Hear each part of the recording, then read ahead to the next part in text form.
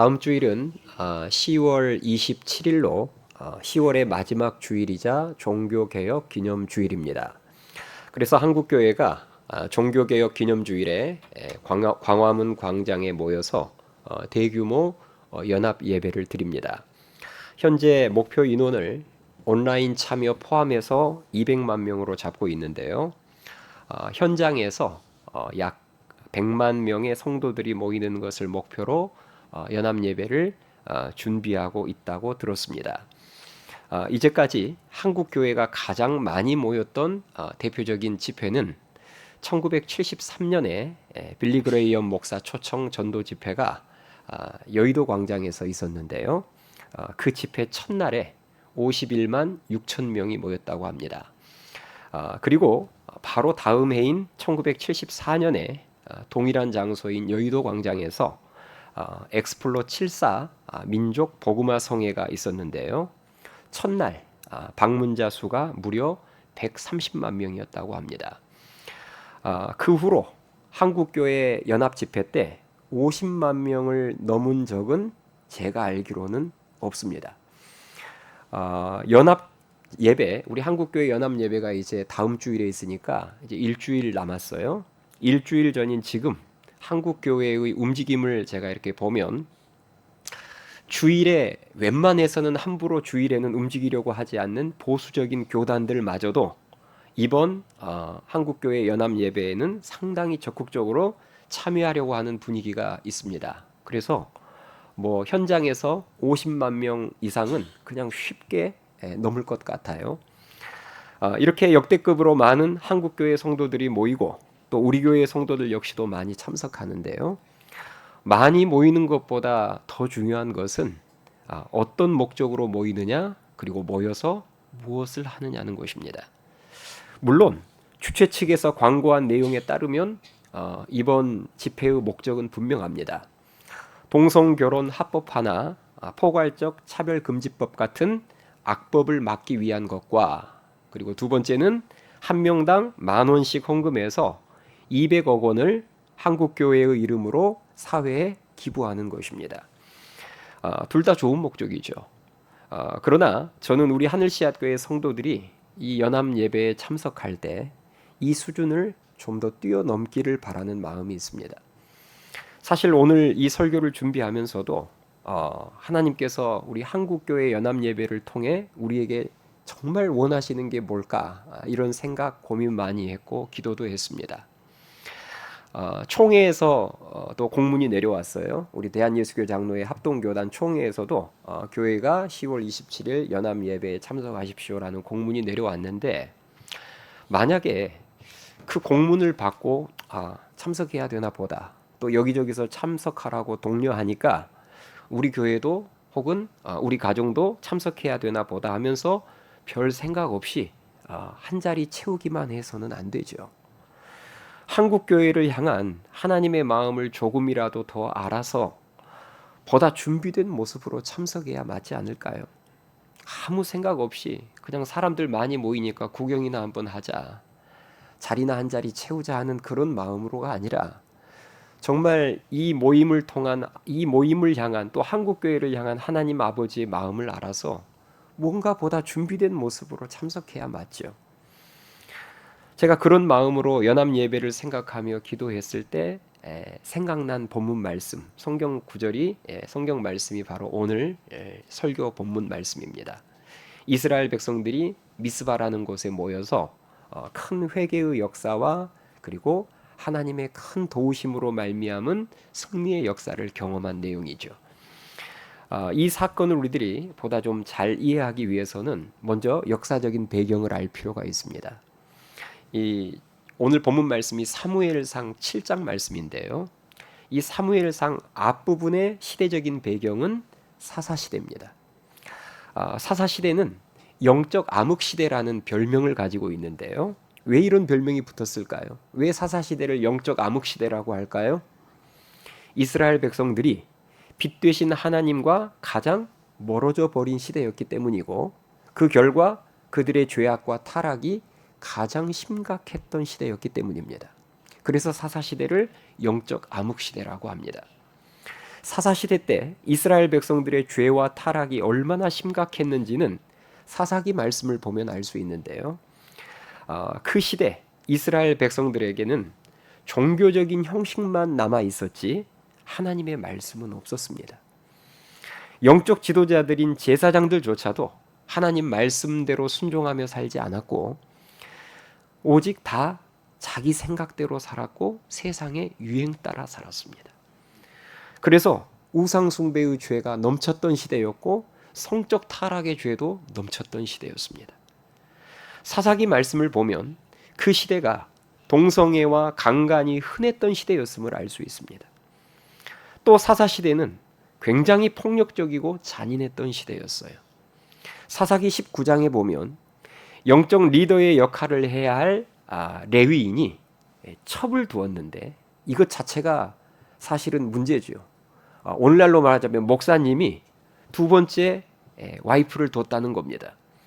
그런데 레위인이 첩을 두었는데 그 첩이 불량배들에게 성폭행을 당해서 죽자 레위인이 그 첩의 시신을 12토막을 내서 온 이스라엘 사방으로 보내는 아주 끔찍하고도 엽기적인 사건이 기록되어 있습니다.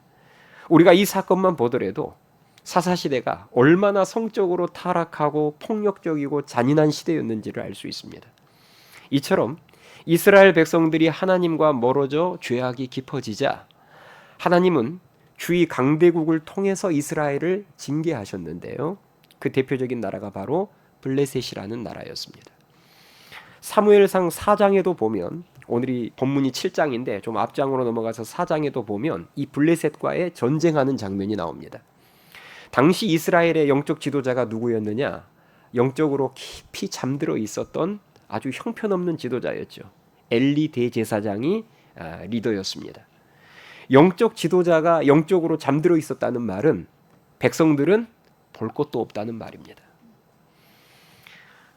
모두가 영적으로 잠들어 있었으니 블레셋과의 1차 전투에서 당연히 패할 수밖에 없죠.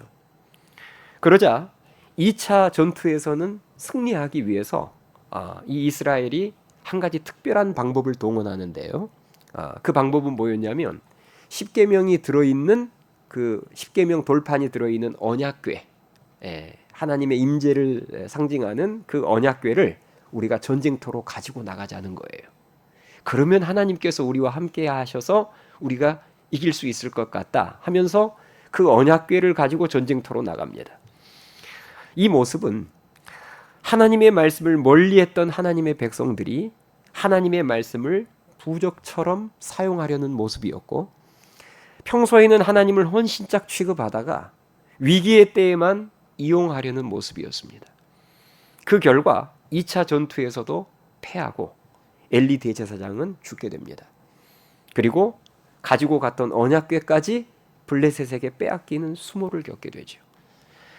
우리가 이 전쟁만 보더라도 당시 이스라엘 백성들의 신앙 상태를 알 수 있습니다. 언약궤를 앞세우는 종교적인 형식만 남아 있었지 하나님 말씀대로 순종하며 살아가는 진정한 신앙은 없었던 것이죠. 그래서 영적 암흑 시대가 된 것입니다. 더 안타까운 것은 블레셋과의 전쟁에서 그 쓰라린 패배를 경험하고도 자신들이 왜 전쟁에서 패했는지를 몰랐다는 거예요. 이게 사사시대의 가장 큰 비극이었습니다. 이것을 여러분 가정으로 비유하자면 이런 거예요. 자녀가 잘못해서 부모가 회초리를 들어서 때리는데 자녀가 맞으면서 왜 맞는지를 모르는 거예요. 이게 비극 아닙니까? 사실 맞는 것보다 더 큰 비극이 내가 왜 맞는지를 모르는 게 더 큰 비극이잖아요. 내 삶 가운데 블레셋이라는 큰 고난이 임했는데 그 고난이 왜 임한지를 모르는 것입니다. 그 결과 이스라엘은 블레셋의 긴 통치를 받게 되는데요. 바로 이런 상황이 오늘 본문에 나오는 미스바 사건의 배경이라고 보시면 됩니다. 자, 지금까지의 상황을 보면 지금 이스라엘 백성들에게 있어서 가장 현실적으로 큰 문제가 무엇이죠? 지금 이 사무엘상 7장이 시작되는 배경을 제가 여러분들에게 쭉 설명을 해드렸는데 이 내용들을 고려해 보면 지금 이스라엘 백성들에게 현실적으로 가장 큰 문제는 무엇입니까? 블레셋의 압제죠. 그들의 삶에 있어서 최대의 문제는 블레셋이었는데 그때의 상황을, 이 블레셋에게 압제당하는 이 상황을 완전히 반전시키는 한 사람이 등장합니다. 이 한 사람의 등장으로 말미암아 영적 암흑 시대의 종지부를 찍게 되고 블레셋의 압제로부터도 벗어나게 돼요. 그 한 사람이 누굴까요? 사무엘 선지자입니다. 사무엘 선지자는 앞서 나온 엘리 대제사장과는 완전히 차원이 다른 정말 진정한 영적 리더였습니다. 이스라엘을 향한 하나님의 마음을 알았던 리더였어요. 그래서 사무엘 선지자는 블레셋의 압제 가운데 지금 고통받고 있는 이스라엘 백성들을 미스바로 집결시킵니다. 여러분, 이 미스바는요, 예루살렘에서부터 북쪽으로 약 10km 떨어진 곳에 있는 성읍으로서 이스라엘 전체의 그 땅을 보았을 때 이렇게 중심부에 위치한 곳입니다. 그러니 이스라엘 전역에 있는 사람들을 집결시키기가 딱 좋은 장소죠. 이 미스바에서 이스라엘 백성들을 위해서 기도해 주겠노라 하면서 이 사무엘 선지자가 미스바로 집결하라는 집결 명령을 이스라엘 전역 모든 지파에게 내린 것입니다. 그렇게 사무엘 선지자가 주관하는 미스바 기도의 광고가 이스라엘 전역으로 퍼졌는데요. 자, 그렇다면 이때 미스바 기도회의 주된 목적이 무엇이 되어야 맞겠습니까? 당시 이스라엘 백성들의 입장을 잘 생각해 보면 답이 나오잖아요. 어떤 목적으로 모이는 기도회, 이 미스바 기도회는 어떤 목적으로 모이는 기도회입니다라고 광고를 해야 더 많은 이스라엘 백성들이 관심을 갖고 모일까요? 예, 지금 이스라엘 백성들에게 최대의 문제는 블레셋입니다. 그러니까 블레셋으로부터의 독립을 위한 구국 기도회를 미스바에서 개최합니다. 이렇게 광고를 하면 이스라엘 백성들이 정말 많이 모이겠죠. 그리고 미스바 기도회 때 그동안 블레셋이 저질렀던 만행들을 고발하며 독립을 위해서 기도하고 독립자금을 모금한다면 정말 뜨거운 기도회가 되지 않겠습니까? 그러나 사무엘 선지자가 미스바 기도회를 통해서 이스라엘 백성들에게 가르치며 요구했던 것은 블레셋의 만행이나 독립운동이 아니었습니다. 이스라엘 백성들이 지은 죄를 지적하면서 회개를 요구했어요. 자, 오늘 본문 5절 6절에 그 내용이 나오는데요. 우리 5절 6절을 한번 같이 읽겠습니다. 오늘 본문 5절 6절 함께 읽습니다. 사무엘이 이르되 온 이스라엘은 미스바로 모이라. 내가 너희를 위하여 여호와께 기도하리라 하매 그들이 미스바에 모여 물을 길어 여호와 앞에 붓고 그날 종일 금식하고 거기서 이르되 우리가 여호와께 범죄하였나이다 하니라. 사무엘이 미스바에서 이스라엘 자손을 다스리니라. 아멘. 자, 방금 말씀을 보면 미스바로 모인 이스라엘 백성들이 물을 길어서 여호와 앞에 부었다고 나와 있어요. 이 물을 길어서 여호와 앞에 붓는 행위는 회개와 정결함을 상징하는 행위로서 그 뒤에 나오는 이스라엘 백성들의 고백을 보면 더 잘 알 수 있죠. 자, 물을 하나님 앞에 부어드리면서 뭐라고 그 뒤에 고백하죠? 우리가 여호와께 뭐 했나이다? 범죄하였나이다. 이건 여러분 회개의 역사입니다. 미스바에서 이런 회개의 역사가 있을 수 있었던 것은 물론 하나님의 큰 은혜 때문이지만 그 하나님의 큰 은혜는 사무엘 선지자라는 바른 지도자의 가르침을 통해서 임했습니다.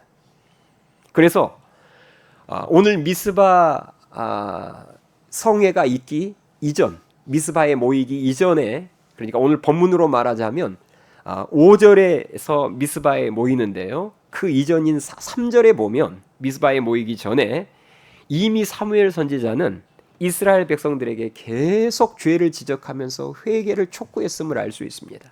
자, 3절 말씀을 한번 보겠습니다. 3절 말씀 보세요. 자, 이 3절은 아직 미스바에 모이기 전입니다. 사무엘이 이스라엘 백성들에게 뭘 요구하고 가르치는지 3절 같이 읽겠습니다. 시작. 사무엘이 이스라엘 온 족속에게 말하여 이르되 만일 너희가 전심으로 여호와께 돌아오려거든 이방신들과 아스타롯을 너희 중에서 제거하고 너희 마음을 여호와께로 향하여 그만을 섬기라. 그리하면 너희를 블레셋 사람의 손에서 건져내시리라. 아멘. 여러분, 이처럼 사무엘 선지자는 그 문제의 원인을 정확하게 진단할 줄 아는 지도자였습니다. 블레셋이라는 문제의 근본적인 원인이 이스라엘 백성들의 회개하지 않고 있는 죄 때문이었음을, 그 죄가 이유였음을 알고 있었던 거죠. 그래서 블레셋 문제부터 해결하려고 하지 않고 무슨 문제부터 지금 해결하려고 한 거예요? 죄 문제부터 해결하려고 한 거예요. 그 결과 이스라엘 백성들은 자신들의 삶 속에서 자신들이 섬기고 있던 우상들을 진짜 제거합니다. 제거하고 하나님 앞에 구체적으로 회개를 해요. 그 이후에 어떤 일이 벌어졌을까요? 회개한 이후로 블레셋이 쳐들어왔을 때, 블레셋이 미스바로 쳐들어와요. 왜냐하면 미스바에 이스라엘 백성들이 다 모여 있으니까 지금 통치국 입장에서는 지배하는 나라 사람들이 어느 한 장소로 싹 모이면 뭐라고 착각할까요? 이 사람들이 지금 반란을 일으킨다고 착각하는 거죠. 그러니까 블레셋이 미스바로 치고 들어오는 거예요. 공격해 들어온 것입니다. 그때 하나님께서는 사무엘 선지자의 기도와 제사를 받으시고 응답하사 블레셋 사람들을 물리칠 수 있도록 도와주셨는데요. 자, 그 승리의 내용이 오늘 본문 마지막 부분인 9절 10절에 나옵니다. 9절 10절을 한번 볼까요? 자, 9절 10절. 자, 9절에 보시면 사무엘이 젖 먹는 어린 양 하나를 가져다가 온전한 번제를 여호와께 드리고 이스라엘을 위하여 여호와께 부르짖음에 여호와께서 응답하셨더라. 사무엘이 번제를 드릴 때에 블레셋 사람이 이스라엘과 싸우려고 가까이 오매 그날에 여호와께서 블레셋 사람에게 큰 우레를 발하여 그들을 어지럽게 하시니 그들이 이스라엘 앞에 패한지라. 아멘. 이스라엘은요, 하나님 앞에 미스바에서 그렇게 진실하게 회개하니까 하나님께서 그때부터 도와주시기 시작하시는데 그때부터 기도가 상달되는 거예요. 그래서 적들이 블레셋이 쳐들어왔을 때 하나님께서 하늘에서 우레를 발하여서 적들을 어지럽히사 대승을 거둘 수 있게 해주셨음을 믿으실 수 있기 바랍니다.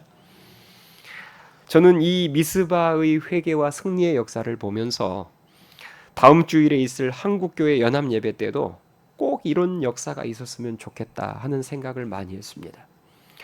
만일 한국교회가 다음 주일에 광화문이라는 미스바 광장에 모여서 지난 7월 18일에 대법원이 내렸던 판결, 즉 동성 배우자를 사실상 부부와 동일한 지위에서 건강보험 혜택을 받도록 해주는 그 결정 내린 것을 만약에 우리가 규탄하고 동성결혼 합법화를 반대하는 구호만 외치다가 돌아온다면 그런 우리의 모습을 보시는 하나님께서는 많이 아쉬워할 것 같습니다.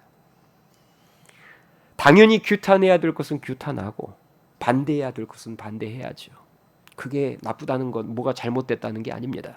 그러나 그것만 하고 돌아온다면 우리는 계속해서 하나님의 징계를 받을 가능성이 큽니다. 문제의 원인은 그대로 둔 채 블레셋의 문제만 자꾸 우리들이 해결하려고 한다고 하면 블레셋의 문제는 오히려 해결이 안 된다는 거예요. 지금 동성결혼 합법화의 시도들이 있는데요. 그죠? 동성결혼 합법화의 시도들이 지금 여러 차례, 수차례 계속해서 있는데 이 동성결혼 합법화라는 시도가 있기 이전에 한국 사회의 성적 타락과 관련된 주요한 사건들, 어떤 사건들이 있었습니까? 2015년도에 간통죄 폐지가 있었습니다. 62년 만에 간통죄가 폐지된 거예요. 그 말은 지난 62년 동안 우리나라는 간통을 죄라고 판결했어요. 죄라고 여겼습니다. 그런데 62년 만에 이 나라는 헌법재판소에서 간통은 더 이상 죄가 아닙니다라는 판결을 내린 거예요. 그리고 같은 해인 2015년 6월에 동성애 축제인 퀴어 축제가 역사상 처음으로 서울의 상징적인 장소인 시청 앞 광장에서 열리기 시작했습니다. 그전에도 퀴어 축제는 있었어요. 그러나 그전의 퀴어 축제는 이렇게 많은 사람들이 보는 광장으로 나오지 않았습니다. 저 대학로 뒷골목에서 자기들끼리 소수가 모여서 했어요. 그런데 2015년부터 서울의 심장부 아닙니까? 시청 앞 광장은 상징적인 장소잖아요. 그 장소에 나와서 그 음란한 축제를 하기 시작한 것입니다. 그로부터 4년이 지난 2019년 낙태죄에 대해서 헌법재판소는 헌법 불합치라는 판결을 내림으로 말미암아 사실상 낙태죄도 폐지된 것과 다를 바 없는 판결이 나왔습니다. 그리고 그로부터 5년이 지난 올해 2024년 7월 대법원은 동성 배우자를 사실상 부부와 동일한 지위에서 건강보험 혜택을 받도록 해주는 판결을 내렸습니다. 이것을 동성결혼 합법화의 전조로 보는 것이죠. 포석으로 보는 것이죠. 그래서 지금 한국교회가 들고 일어서는 겁니다. 자, 여러분은 왜 한국 사회가 여기까지 오게 됐다고 생각하십니까? 이 질문이 중요해요. 왜 한국 사회가 여기까지 오게 됐다고 생각하십니까? 하나님께서 성경을 통해서 죄라고 말씀하신 것들을 왜 이제는 죄가 아니라고 판결을 내리며 성적 타락이 가속화되는 방향으로 법이 하나씩 둘씩 바뀌고 있다고 생각하십니까? 단순히 헌법재판소의 문제일까요? 그 가장 큰 이유는 빛과 소금의 역할을 해야 될 우리가 그 역할을 제대로 하지 못하고 있기 때문입니다. 이보다 더 큰 이유는 없습니다. 빛이 그 빛을 잃어버리고 소금이 짠맛을 잃어버리면 세상은 더 어두워지는 것이 맞고 세상은 더 부패하는 것이 맞습니다. 맞잖아요. 바닷물이 썩지 않는 이유가 뭐예요? 그 3, 4% 정도밖에 되지 않는 소금이 제 역할을 하고 있으니 바닷물이 썩지 않는 겁니다. 그런데 한국교회가 이제까지 하나님이 죄라고 했던 것들을 우리도 역시 죄라고 여기면서 처벌을 했는데 그 모든 것들을 하나씩 다 죄가 아니라고 하면서 이제는 하나님의 창조 질서와 하나님의 말씀에 반하는 법들로 하나 둘씩 바뀌어가고 있다는 것은 그만큼 우리가 빛을 잃어버렸고 소금으로서 짠맛을 잃어버렸다는 말입니다. 그러니 이 부패함이 이 타락의 속도가 가속화되고 있는 거예요. 세상의 성적 타락을 막으려면 우리부터 성적으로 정결한 삶을 살면서 진리를 외치고 불법을 막아야 되는데 우리부터 성적으로 타락한 삶을 살고 있잖아요. 하나님의 자녀인 성도들이 성적으로 음란하고 타락한 내용의 드라마와 영화와 소설과 웹툰과 동영상을 얼마나 많이 봅니까? 주일을 준비하는 토요일인 어제 저녁 늦게까지도 그런 음란한 것들을 보다가 예배의 자리에 나와서 졸고 있는 성도들이 얼마든지 있을 수 있습니다. 아니, 많을 거예요. 꽤 많을 겁니다.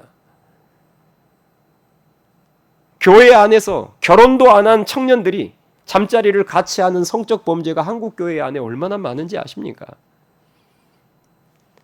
이미 결혼한 장년 성도들이 직장이나 교회 안이나 혹은 동호회 모임 안에서 다른 이성과 썸을 타고 음란한 상상을 하고 불륜의 죄를 저지르는 성적 범죄가 오늘날 여러분 얼마나 많은지 아십니까?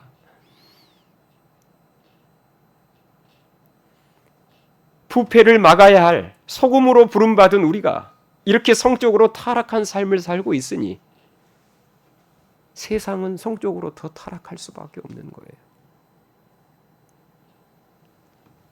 세상이 성적으로 더 타락해서 하나님께서 죄라고 말씀하신 것들이 이제는 인권이라는 명분으로 다 합법화가 되면 그 법들은 우리에게 엄청난 징계로 다가올 것입니다. 동성결혼이 합법화가 되고 포괄적 차별금지법이 통과가 되면 우리 한국교회도 지금 영국교회가 흘리는 눈물을 똑같이 흘려야 되고, 지금 미국교회와 캐나다 교회들이 땅을 치며 후회하며 흘리는 눈물을 우리도 똑같이 흘려야 될 겁니다. 그래서 하나님의 창조 질서와 성경 말씀에 반하는 악법들을 반드시 막아야 되는데, 그것을 막기 위해서 한국교회가 지금 연합예배를 준비합니다만, 솔직한 제 심정은 기대 반 우려 반입니다. 이게 솔직한 제 고백이에요. 연합예배 일주일을 앞두고 있는 이 시점에서 제 마음속에는 기대만 있지 않습니다. 정말 기대 반 우려 반이라는 말이 딱 솔직한 제 마음의 고백이에요. 만약에 우리가 다음 주일에 광화문 광장에 50만 명, 100만 명이 모여서 연합 집회를 하는데 그 안에 우리의 회개는 없고 오직 규탄과 반대만 있는 예배와 집회가 될까 봐 저는 그것이 우려스러운 거예요. 우리의 죄가 지금 이런 상황, 이런 결과를 만들어냈음을 알고 미스바에서 있었던 그 역사적인 회개의 역사가 집회의 줄을 이뤄야 될 텐데, 그런 회개는 없고 처음부터 끝까지 계속 규탄과 반대의 목소리만 내다 돌아온다면 하나님의 징계의 회초리는 거두어질 것 같지 않습니다. 그렇지 않아요? 이스라엘 백성들이 미스바에 모여서 처음부터 끝까지 블레셋을 규탄하고 블레셋을 반대하고 블레셋을 물리치자는 구호만 외치고 돌아오면 무슨 하나님의 크신 도움이 임하겠습니까?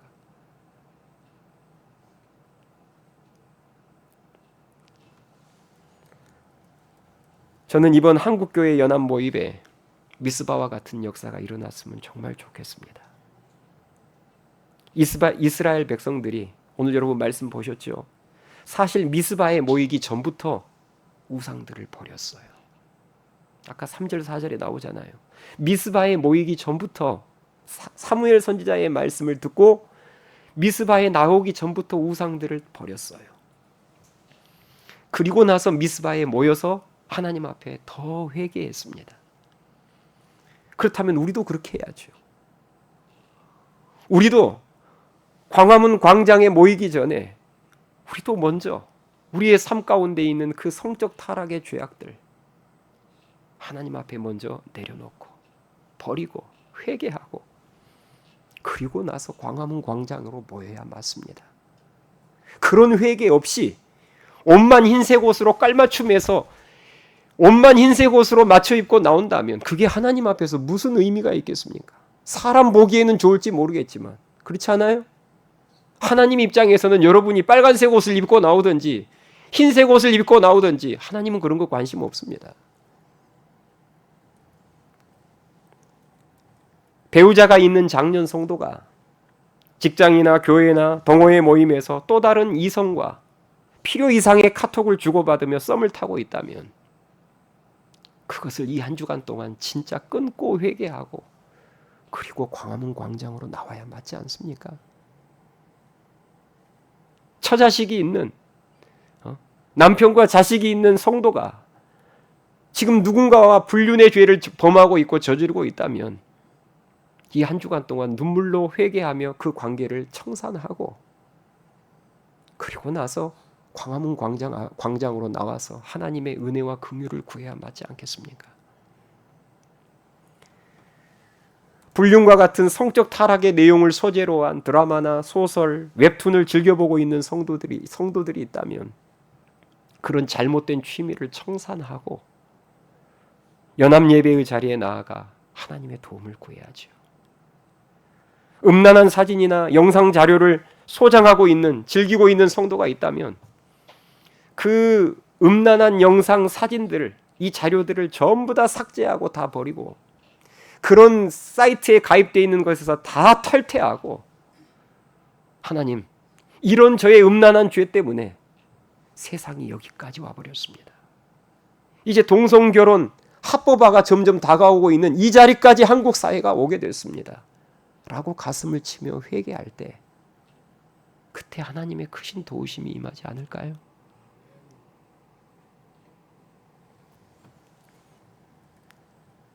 이런 진실한 회개가 바탕이 되는 모임이라야 하나님께서 큰 은혜를 베푸사 악법들도 막아주시고 북한의 도발과 전쟁의 위험으로부터 보호해 주시고 경제적 위기도 극복하게 도와주실 줄 믿습니다. 그러므로 우리는 이 한 주간 정말 우리가 연합예배 참석만을 목표로 삼으면 안 되고 준비된 모습으로 참석을 해야죠. 오늘 본문 말씀에 미스바의 모임이 있기 전에 이미 회개의 역사가 3, 4절에 나오잖아요. 그런 것처럼 우리들도 이 한 주간을 회개하는 주간으로 삼고 회개해야 될 죄가 너무 많지만 그래도 지금 이번에 우리가 연합집회 때 다루어야 할 사안이 성적 범죄에 관한 것이니 회개해야 될 죄가 많지만 가장 먼저 성적으로 타락한 나의 죄부터 되돌아보면서 그것부터 회개하고 그리고 나서 연합 예배의 장소로 나아가야 되지 않겠습니까? 우리 그 장면 다시 한번 살펴보고 오늘 말씀을 마치겠습니다. 3절 4절 미스바로 나가기 전에 어떤 역사들이 있었는지 3절 4절 말씀 우리 한 목소리로 같이 읽고 이제 말씀을 정리하겠습니다. 3절 4절 시작. 사무엘이 이스라엘 온 족속에게 말하여 이르되 만일 너희가 전심으로 여호와께 돌아오려거든 이방신들과 아스타롯을 너희 중에서 제거하고 너희 마음을 여호와께로 향하여 그만을 섬기라. 그리하면 너희를 블레셋 사람의 손에서 건져내시리라. 이에 이스라엘 자손이 바알들과 아스타롯을 제거하고 여호와만 섬기니라. 아멘. 오늘 말씀을 정리하겠습니다. 다음 주일이면 한 주 후면 한국교회가 광화문 광장, 시청 앞 광장에 모이게 될 텐데 사람의 기준으로 보면 그날 집회 때 몇 명이 모였느냐가 중요할 것이고 모두가 흰 옷을 입고 한 목소리를 내는 단합된 모습이 중요할 것이고 200억 원이라는 거액을 사회에 기부하는 것이 중요하겠지만 하나님 입장에서 보자면 문제는 달라집니다.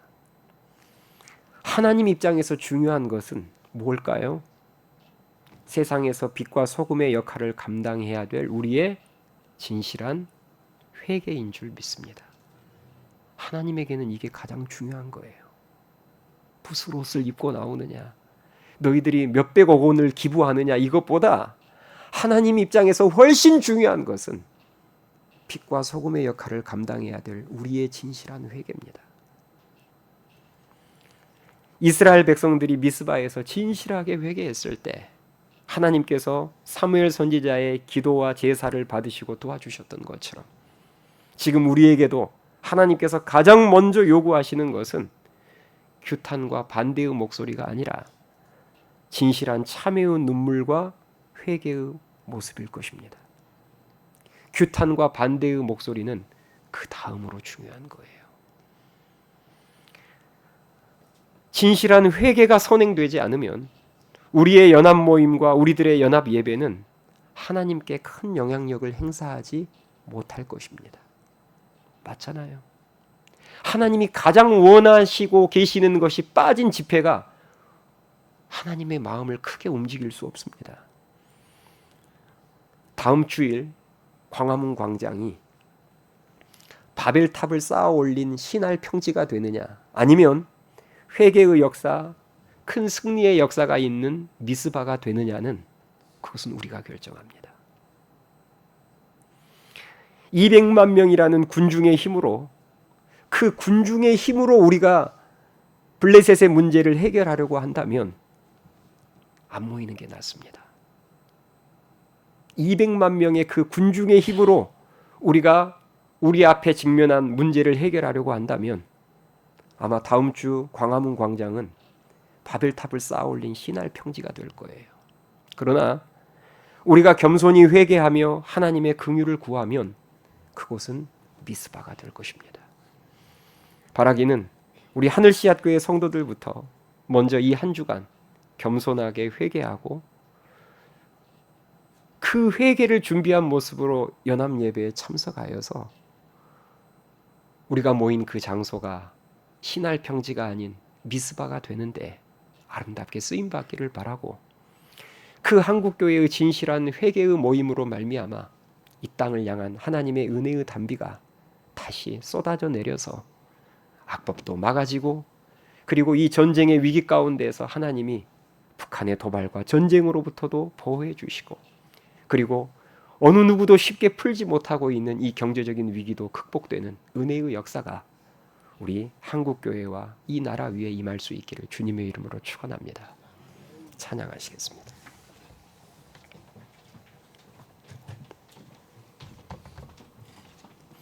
우리 오늘 주신 말씀을 생각하면서 기도하는 마음으로 찬양합시다. 이 땅의 황무함을 보소서.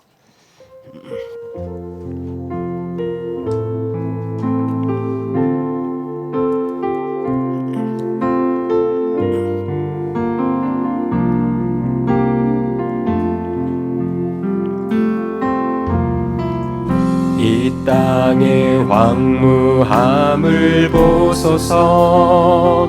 하늘의 하나님, 긍휼을 베푸시는 주여, 우리의 죄악 용서하소서.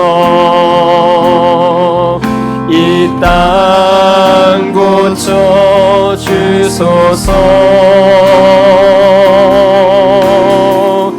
이제 우리 모두 하나 되어 이 땅에 무너진 기초를 다시 쌓을 때 우리의 우상들을 태우실 성령의 불이 임하소서. 부흥의 불길 타오르게 하소서. 진리의 말씀 이 땅 새롭게 하소서. 은혜의 강물 흐르게 하소서. 성령의 바람 이제 불어와 오 주의 영광 가득한 새날 주소서. 오 주님 나라 이 땅에 임하소. 우리 기도하는 심정으로 처음부터 다시 고백합니다. 이 땅의 황무함을 보소서. 함을 보소서. 하늘의 하나님, 긍휼을 베푸시는 주여, 마음을 실어 고백합니다. 우리의 죄악 용서하소서. 용서하소서. 이 땅 고쳐주소서. 고쳐주소서. 이제 우리 모두 하나 되어, 이제 우리 모두 하나 되어 이 땅에 무너진 기초를 다시 쌓을 우리의 우상들을 태우실, 우상들을 태우실 성령의 불 임하소서. 임하소서. 불의 불길 타오르게 하소서. 타오르게 하소서. 진리의 말씀으로 이 땅 새롭게 하소서. 이 땅 새롭게 하소서. 은혜의 강물 흐르게 하소서. 흐르게 하소서. 성령의 바람 이제 불어와. 이제 불어와. 오 주의 영광 가득 새날 주소서. 오 주님 나라 이 땅에 임하소서. 불길 타오르게 하소서. 불길 타오르게 하소서. 진리의 말씀으로 이 땅 새롭게 하소서. 이 땅 새롭게 하소서. 은혜의 강물 흐르게 하소서. 성령의 바람 이제 불어와. 이제 불어와. 오 주의 영광 가득한 새날 주소서. 오 주님 나라 이 땅에